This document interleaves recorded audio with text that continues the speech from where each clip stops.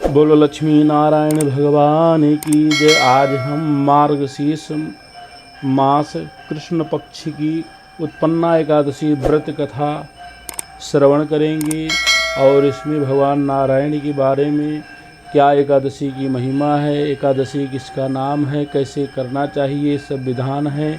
भगवान लक्ष्मी और नारायण जी का ध्यान करते हुए कथा को श्रवण करें। ओम शांताकारं भुजगशयनं पद्मनाभं सुरेशं विश्वाधारं गगनसदृशं मेघवर्णं शुभांगं लक्ष्मीकान्तं कमलनयनं योगभृध्यानगम्यं वन्दे विष्णुं भवभयहरं सर्वलोकैकनाथं।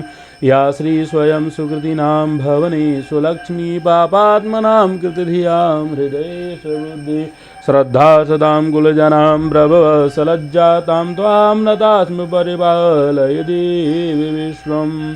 सूत जी बोले, हे ब्राह्मणों, प्राचीन समय में श्री कृष्णचंद्र जी ने एकादशी के उत्तम व्रत का महात्म्य विधि पूर्वक वर्णन किया है। हे द्विजोत्तम, जो कोई एकादशी की उत्पत्ति और महात्म्य को सुनेगा वह अनेक सुखों को भोग कर विष्णु लोक को प्राप्त होगा। अर्जुन बोले, हे जनार्दन, हे प्रभु, उपवास, नक्त भोजन और दिन रात में एक बार भोजन का क्या फल और किस प्रकार करना चाहिए, सब मुझसे कहिए। श्री कृष्णचंद्र जी बोले, हे अर्जुन, हेमंत ऋतु के मार्गशीर्ष महीने के कृष्ण पक्ष में एकादशी का उपवास करें। दशमी की रात्रि में दातून कुल्ला करें। दिन के 8वें भाग जब सूर्य का प्रकाश मंदा हो जाए उस समय के आहार का नाम नक्त भोजन है। रात्रि के आहार का नाम नक्त भोजन नहीं है। फिर प्रातः काल नियम से संकल्प करे, हे पार्थ, मध्याह्न के समय स्नान करके पवित्र और सावधान हो जाएं। नदी, तालाब और बावली में स्नान उत्तम, मध्यम और अधम क्रम से होता है। जो इनका प्रभाव हो तो कुएं पर स्नान करना ही श्रेष्ठ है। हे अश्वक्रांते, हे रथक्रांते, हे विष्णुक्रांते, हे वसुंधरे, हे मृत्यु के मेरे पूर्व जन्म के पापों को दूर करो। तुम्हारे द्वारा पापों को दूर होने से मैं परम गति को प्राप्त हो जाऊंगा। इस मंत्र से मृत्तिका लगाकर व्रत करने वाला मनुष्य स्नान करे। पतित, चोर, पाखंडी, मिथ्याभाषी, देवता, वेद और ब्राह्मण की निंदा करने वाले दुराचारी, अगम्यगामी, पराये धन को हरने वाले, देवता के धन को हरने वाले से वार्तालाप न करें। यदि इनमें से कोई देख भी जाए तो सूर्य का दर्शन करें। फिर अपने घर में आदर पूर्वक नैवेद्य आदि से श्री गोविंद भगवान का पूजन करके भक्ति से दीपदान करें। उस दिन खाट पर शयन करें और मैथुन वर्जित है। व्रत करने वाला गान विद्या के दिन रात को बितावें। भक्त सहित चित्र से रात में जागरण करके ब्राह्मण को दक्षिणा देकर प्रणाम करके क्षमा मांगें। धर्मात्मा मनुष्यों को शुक्ल और कृष्ण पक्ष दोनों की एकादशियां एक ही समझनी चाहिए। हे अर्जुन, इन दोनों एकादशियों में अंतर ना समझना चाहिए। इस प्रकार जो व्रत करता है उसका फल सुनिए। शंख द्वार क्षेत्र में स्नान करके गदाधर देव का दर्शन करके जो फल मिलता है वह एकादशी के उपवास से 16वें भाग के बराबर भी नहीं है। व्यतिपात में दान करने से 1,00,000 गुना फल होता है। हे अर्जुन, संक्रांति में दान करने से 4,00,000 गुना फल विशेष होता है। कुरुक्षेत्र में सूर्य चंद्र के ग्रहण में स्नान करने से जो फल होता है वह सब एकादशी के उपवास से प्राप्त होता है। अश्वमेघ यज्ञ करने से जो फल मिलता है उससे 100 गुना फल एकादशी के उपवास से प्राप्त होता है। जिसके घर पर 1,00,000 तपस्वी नित्य भोजन करते हैं उनको 60,000 वर्ष में जो पुण्य होता है वह एकादशी का उपवास करने से होता है। वेद पढ़े हुए ब्राह्मणों को 1000 गौदान में देने से जो फल मिलता है उससे 10 गुना अधिक फल एकादशी का उपवास करने वालों को होता है। नित्य 10 उत्तम ब्राह्मण को भोजन कराने से जो पुण्य होता है उनसे 10 गुना विशेष फल एक ब्रह्मचारी के भोजन से मिलता है। उससे 1000 गुना विशेष फल भूमि दान से, उससे 1000 गुना फल कन्यादान से कहा गया है। उससे 10 गुना फल भूखे को अन्न देने से होता है। अन्न दान के बराबर कोई दान न हुआ है और न होगा। हे कुंती पुत्र, अन्न के दान से स्वर्ग में रहते हुए पितर और देवता तृप्त हो जाते हैं। एकादशी के व्रत के पुण्य की सीमा नहीं है। नृपश्रेष्ठ एकादशी के पुण्य का प्रभाव देवताओं को भी दुर्लभ है। उपवास का आधा फल नक्ते व्रत वालों को मिलता है। उसका पुण्य दिन में एक बार भोजन करने वाले को होता है। तीर्थदान नियम यश तभी तक अर्जित है जब तक एकादशी नहीं प्राप्त हुई हो। इसलिए संसार से डरे हुए मनुष्यों को एकादशी का व्रत करना चाहिए। हे अर्जुन बोले, हे देव, 1000 यज्ञ करके भी एकादशी के बराबर फल नहीं होता। यह आपने कहा तो सब तिथियों में उत्तम एकादशी क्यों है, यह मैं जानना चाहता हूँ। श्री कृष्णचंद्र जी बोले, हे पार्थ, सबसे पवित्र एकादशी क्यों है, यह सुनो। पहले सतयुग में मुर नामक दैत्य था। वह बड़ा आश्चर्यजनक महारौद्र और सब देवताओं को भय देने वाला था। हे पांडव, उस तेजस्वी दैत्य ने अपने तेज से इंद्र, सूर्य, वसु, ब्रह्मा, वायु, अग्नि ये सब जीत लिए। इंद्र ने सब वृत्तांत शिवजी से कहा, हे देव, हम सब स्वर्ग लोक से भ्रष्ट होकर धरती पर विचर रहे हैं।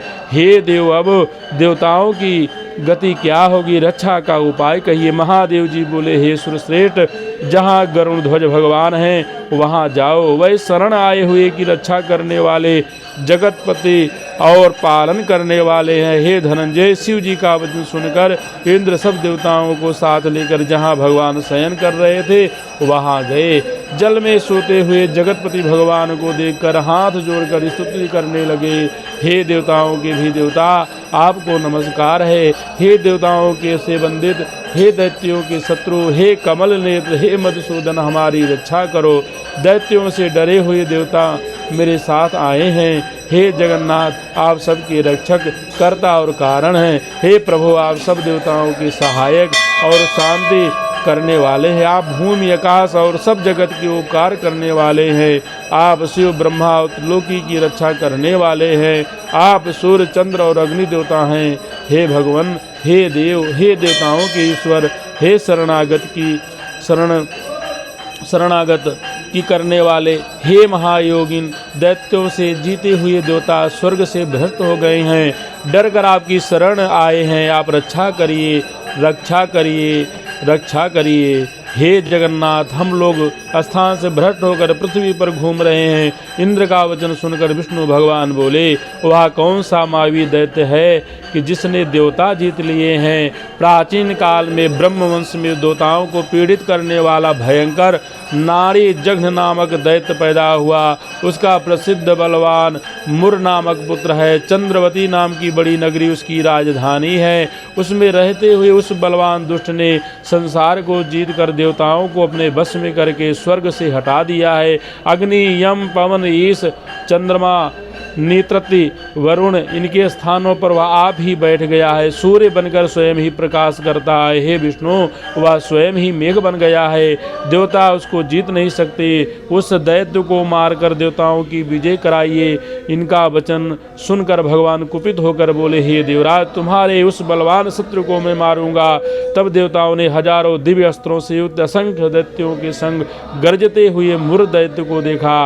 बलवान असुरों ने देवताओं को मारा। वे संग्राम को छोड़कर दसों दिशाओं में दौड़ने लगे। फिर युद्ध में भगवान को उपस्थित देखकर कुपित होकर अनेक शस्त्र लेकर दौड़े। शंख, चक्र, गदा धारण करने वाले भगवान ने उन असुरों को अपनी तरफ दौड़ते देखकर सर्प के समान बाणों से उनकी देह को घायल कर दिया। भगवान के हाथ से सैकड़ों दैत्य मारे गए। अकेला मुर दैत्य वहां खड़ा होकर वह दैत्य अपनी प्रजा के समान भुजाओं में शस्त्रों के प्रहार से उनको न जीत सके। उसने देवताओं से 1000 वर्ष तक बाहु युद्ध किया। उससे थककर भगवान बद्री का आश्रम को पधारे। वहाँ हेमवती नाम की शोभायमान गुफा में महायोगी संसार के पालन करने वाले भगवान शयन करने को चले गए। हे धनंजय, उस 12 योजन की गुफा में एक ही दरवाजा था। मैं उसके भय से डरा हुआ वहाँ शयन करने लगा। हे पादुनंदन, मैं उस महायुद्ध से थक गया था।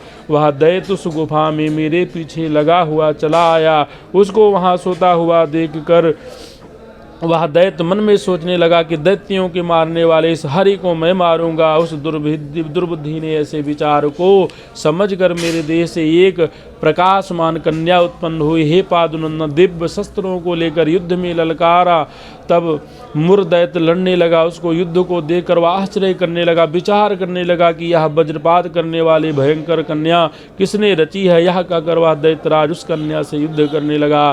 फिर उन महादेवी ने शीघ्रता से उस बलि दैत्य के शस्त्रों को तोड़कर क्षण भर में रथ नष्ट कर दिया। फिर वह भुजाओं से युद्ध करने को बड़ा बन करके दौड़ा। देवी ने उनके हृदय में लात मारकर उसको पटक दिया। वह फिर उठकर कन्या को मारने की इच्छा से दौड़ा। देवी ने कुपित होकर आते हुए उस दैत्य का सिर काटकर क्षण भर में पृथ्वी पर गिरा दिया। खंडित सिर वाला वह दैत्य यमलोक को प्राप्त हो गया। शेष दैत्य भयभीत और दुखी होकर पाताल लोक को चले गए। तब भगवान निष्ठुर उठे और अपने सामने मरे हुए असुरों को देखा। जगत के पति भगवान नम्रता से हाथ जोड़े खड़ी हुई दिव्य कन्या को अपने सम्मुख देखकर आश्चर्य से बोले, इस दुष्ट आत्मा दैत्य को संग्राम में किसने मारा? किसने गंधर्व, इंद्र, मरुदगण सहित सब देवता जीत लिए? जिसने लोकपालों को खेल से ही जीत लिया और जिससे हारा हुआ मैं भी डर कर इस गुफा में सो गया था। कन्या बोली, हे प्रभु, मैं आपके ही अंश से पैदा हुई हूँ। मैंने ही ससुर को मारा है। हे हरे, आपको सोते हुए देखकर यह आपको मारने को तैयार हो गया। इस शिवलोक के कंटक का ऐसा विचार समझकर इस दुष्ट दैत्य को मैंने मार दिया और देवताओं को निर्भय कर दिया। सब शत्रुओं को भय करने वाली और मैं आपकी प्रबल शक्ति हूँ। त्रिलोकी की रक्षा करने के लिए भय देने वाले इस दैत्य को मैंने मारा है।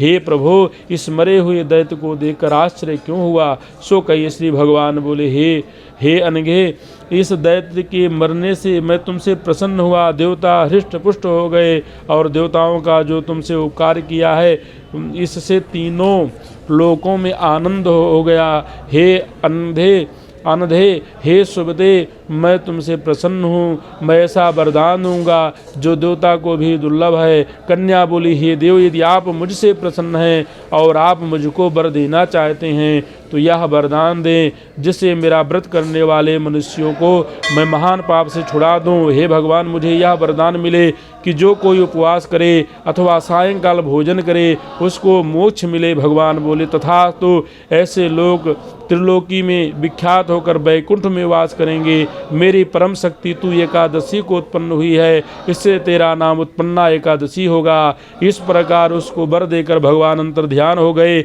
और एकादशी अत्यंत प्रसन्न हुई। हे कुंती पुत्र, इस तरह से एकादशी की उत्पत्ति हुई है जो सब पापों को नष्ट करने वाली पवित्र तिथि है। हे अर्जुन, शुक्ल पक्ष का न भेद न करके दोनों पक्षों में व्रत करना चाहिए। द्वाद से युक्त एकादशी सबसे श्रेष्ठ है। एकादशी के व्रत से अश्वमेघ यज्ञ का फल मिलता है, मैं इसमें कोई संदेह नहीं है। प्रति पुष्पांजलि लेकर प्रार्थना करें कि हे पुंडरीकाक्ष, हे अच्युत, मैं एकादशी को निराहार रहकर दूसरे दिन भोजन करूंगा, आप मेरी रक्षा करो। यह कहकर पुष्पांजलि भगवान को अर्पण करे। उपवास के फल का इच्छुक 3 बार अष्टाक्षर मंत्र को पढ़कर ओम नमो भगवते वासुदेवाय पात्र में रखे हुए जल को पी जावे। द्वादशी को दिन में सोना, पराया, दोबारा भोजन, मैथुन, शहद, कांसे के पात्र में भोजन, मांस, तेल, ये 8 चीजें वर्जित है। हे राजेंद्र, एकादशी के मध्याह्न से द्वादशी के अरुणोदय तक स्नान, पूजन, दान, होम आदि कर्म करना चाहिए। यदि कोई भारी संकट आ जाए तो जल से पारायण करके फिर भोजन कर लें तो पुनः भोजन को दोष नहीं होता। एकादशी महात्मा को जो एक पद भी सुनता है वो ब्रह्म हत्या से लेकर उसके सब पाप दूर हो जाते हैं, इसमें संदेह नहीं है। वैष्णव धर्म के समान कोई सनातन व्रत नहीं है। बोलो लक्ष्मी नारायण भगवान की जय, बोलो शंकर भगवान की जय।